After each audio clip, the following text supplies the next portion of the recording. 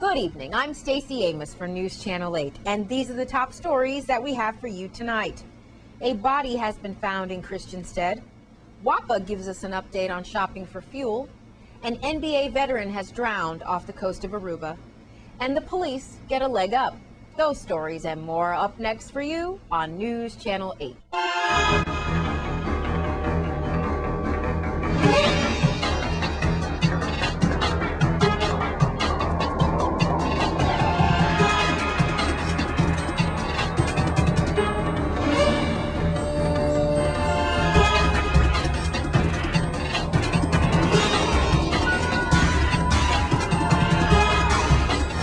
Top story tonight, a body was found on a boat in Christiansted. News Channel 8's Wes Small was at the scene earlier today. Thank you very much, Stacey. Some sad news to report this evening. We understand that a body was found yesterday, I would say in the vicinity of maybe 5:15 or 5:30 yesterday. You might have heard some planes overhead here, possibly Coast Guard, but we do know that we do have a body that was found here. Possibly this man was living on his boat, and he was found. The age and the identity, next of kin, still not stepped up at this time. Everything is unofficial. I've been talking to Police Chief Hal. If we know anything more, Stacey, later this evening, we can give it to you. But again, if you're just joining us, it was yesterday evening around 5:30, where we have an unresponsive male on his boat. I'm not going to get into the details, but it doesn't look like it's foul play, and it does look like the body had been there for some time. Let me put it like that, out of respect of his family. Now, if you know anything about this, though, until the autopsy results come in, you could always call Crime Stoppers at 1-800-222-TIPS, or you could call 911. And we just hope the best, and all respects and condolences for him and his family. Here on the waterfront and downtown Christiansted, I am Wes Small for News Channel 8. In other news, as you know, WAPA has been forced to seek new fuel suppliers since Hovensa announced their closing back in January. They have just reissued invitations for bid, and News Channel 8's Wes Small spoke with spokesperson Cassandra Dunn about the process. Thank you, Stace. On the line with us then is Cassandra Dunn, corporate spokesperson for WAPA, and we have some information that you're going to talk about, Cassandra, about the power situation. We all know what's going on with Hovensa, the governor's speech the other night as he blasted them. How's the shopping going around? Chevron, Mobil, Amoco, Exxon, how are we doing? Well, we will certainly see how we're doing by August 2nd, when our most recent invitation to bid the responses, that is the response deadline. WAPA reissued its invitation to bid to entities that are interested in supplying our power plants, both on St. Thomas and St. Croix, with number 2 fuel oil. We reissued that on Monday. We did originally issue an invitation to bid in March, but the response was limited, mainly, we believe, because our fuel supplier, Hovensa, did commit, with the urging of Governor DeYoung, to provide fuel oil to WAPA until the end of the year. And, of course, that would be at below market prices. We found through feedback from our major suppliers that may have been interested in responding to the previous invitation that they would not be able to competitively bid supply while that agreement was in place. However, they have assured us that they are ready to submit competitive bids now for supplying us with fuel oil no later than December 1st of this year. So we are anxiously anticipating seeing those responses. Anyone who's interested in reviewing the bid documents can go to our website. WAPA's website is www.ziwapa.vi. And they will find there that the documents are essentially similar to the original invitation to bid that we issued in March. However, there have been just a few technical changes, and one, of course, is that WAPA is creating an option that would make us less reliant on utilizing any storage in a nearby facility, rather using our St. Thomas plant or our main storage area. That is just one of the options that we are indicating to visitors that they can explore. So in the meantime, we do continue our efforts to decrease our use of fossil fuel. We'll be sending out an RFP for incorporating LNG into our generation mix. We are working with the DI Energy Office on measuring the possibility for wind power. And, of course, as you know, we'll be installing 18 megawatts of solar by the end of 2013. All right. Cassandra Dunn, corporate spokesperson for Water and Power Authority, and hopefully there'll be some light at the end of the tunnel. Thank you very much.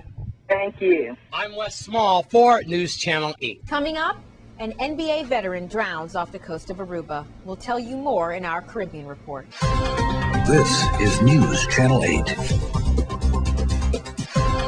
This is News Channel 8. Now here's your news from around the Caribbean region.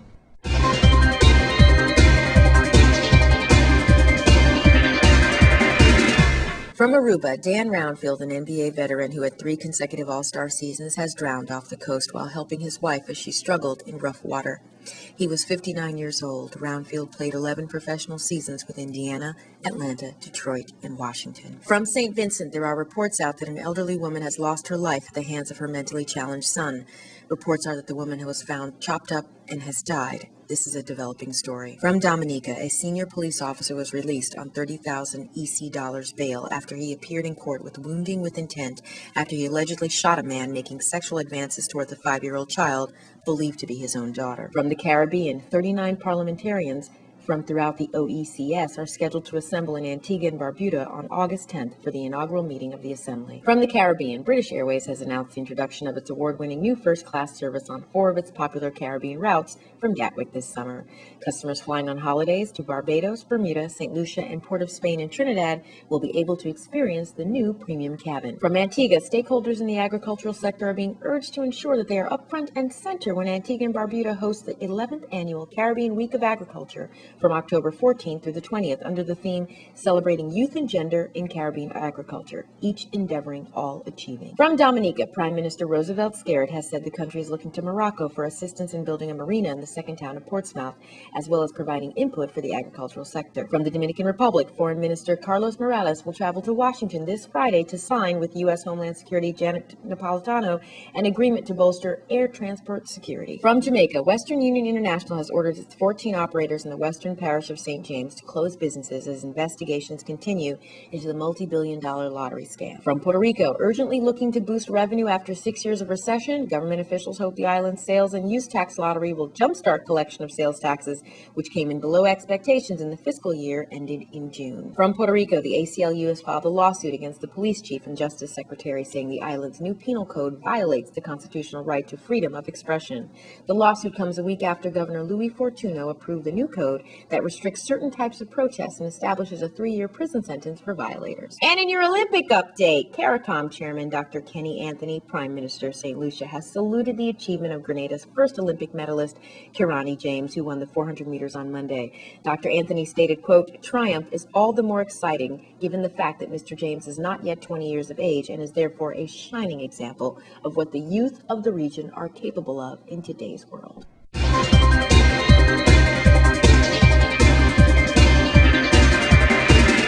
Please be sure to check our Facebook page for all full stories and details in the Caribbean Report. Now, the VIPD has received some new technology to assist them in law enforcement. News Channel 8's Wes Small introduces you to the Segway. Thanks a lot, Stacy. This looks like a lot of fun. It looks like a morale booster for the police officers because they look like they're having a lot of fun here. But this is a life-saving situation, as always, with Chief Hal talking about the Segways. And a lot of people who have been to the States and airports recently and malls have seen these type of vehicles here. We're going to be talking to the trainer here at the Patrick Sweeney Pavilion. Well, tell us, Chief, what is this all about and how many new Segways do you have? Yeah, it's first let me just provide the caveat. It appears to be a lot of fun, but these things are these are a serious tool for law enforcement. They're utilized throughout the U.S. mainland, and we're getting up to speed on a technology that's been utilized by police departments throughout the U.S. mainland for a number of years. And they do serve quite a practical purpose. The range of these units is about 24 miles on a single charge. They'll outrun any fastest runner we're up against, and they can get into locations that we would never be able to traditionally get other than by foot. So we can cover a much greater distance on a Segway than we could in vehicles, car, and by foot, by bike. And so you'll be seeing these on the boardwalk. You'll be seeing them throughout the towns. In total, we have 12 units that we bought on this first batch, and we hope to get some additional ones as funds become available. 6 will be sent to St. Thomas. There'll be 3 in Christiansted, 3 in Frederickstead. And I'm told that St. John will be getting 1 or 2 units as well. And what we're doing here today is what's called Train the Trainer. We have 2 trainers that came in from Segway Central Florida, and they're training officers to train other officers. So all our bike unit guys, as well as the police academy cadre, is being trained as trainers, and you'll start to see these in Christiansted and Frederickstead as early as Friday. You know, I'm going to help out the bad guys, Chief. You know, I got to stay in the middle here. Hey, bad guys, this is silent. You can't hear them coming. Right? You left that little tidbit out. Well, isn't it silent, these things? I'm not going to tell you how effective they are. Hey, guys, you can't hear these guys coming. I tried to give you a little tidbit. You better stop what you're doing. You can't. They make no noise. They're just going to pop right up on you. I shouldn't have said that, huh? We'll take that out. All right. We're going to talk to, if there's anything else, we're going to talk to the Segway trainer then. Yep. And we can see these and Wes, we think it's really important that you as a reporter, know the full capabilities of these. So we're willing to give you a crash course and let you ride one around the parking lot if you're willing to give that a shot. My agent and my general manager say that I do not have to take any life-threatening, risky things here, but I'll give it a shot. Hi, I'm Dave Holtzoffel with Segway of Central Florida. The Segway is in use all over the world by police agencies, and now here in the Virgin Islands. We're based out of Central Florida near Orlando, and we have police agencies all over the southeastern United States that have used the Segways in their fleets. It's actually very easy to ride. The Segway has gyroscopes that do most of the work. It's called dynamic stabilization. So basically, the rider just moves their weight in the direction that they want to travel. And what we're doing today is we're providing some basic rider orientation, and then we'll do a little more advanced work out behind us here.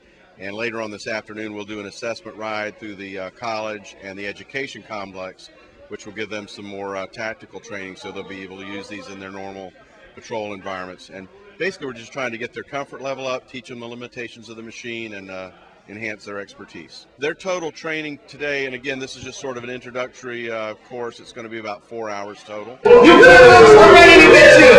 What's the problem with it? What's the problem with it? Get your hands off that old lady. What? You talking to me? You talking to me? Don't make me call Chief out.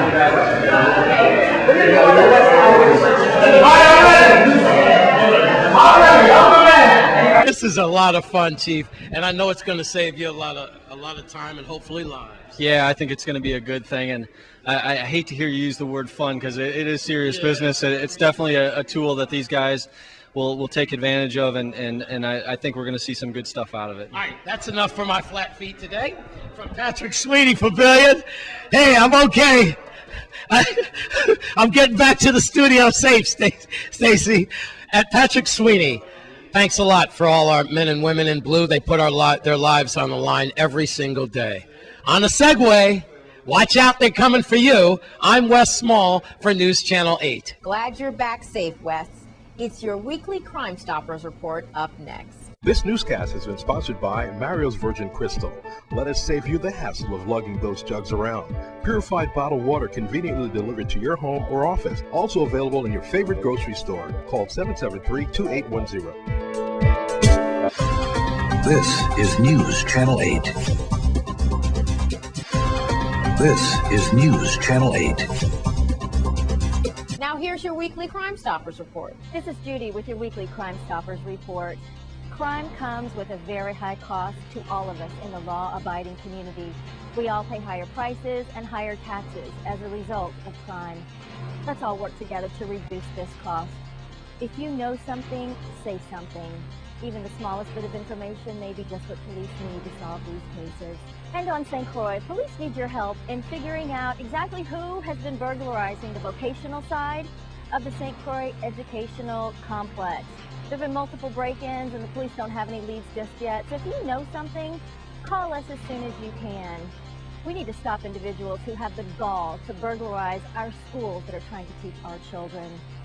On St. John, at 12:45 p.m. on Saturday, July 7th, the occupant of number 11A Glucksburg discovered that someone had removed two 80-pound boat batteries and 500 pounds of copper from his garage.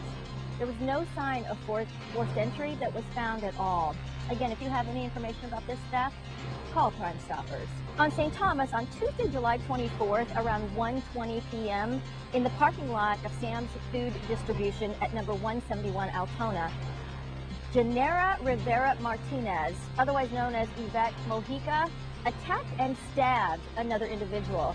Now, police have been unable to locate her. Her photo is available on our website at crimestoppersusbi.org. The cash reward for information leading to an arrest of fugitives is $357.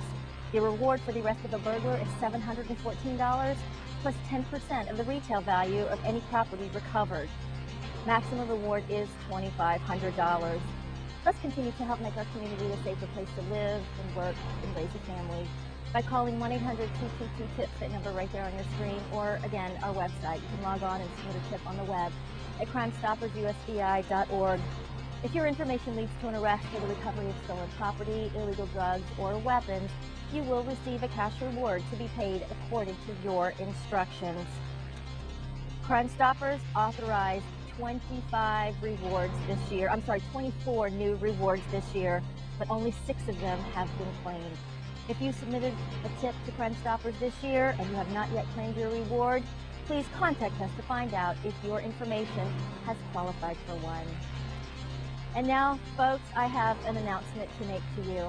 As most of you know, 2 years ago I ran for the Senate, and I was unsuccessful in my attempt to become your senator. This year I've decided to throw my hat in the ring once again. So this week is going to be my last week of bringing you this Crime Stoppers report.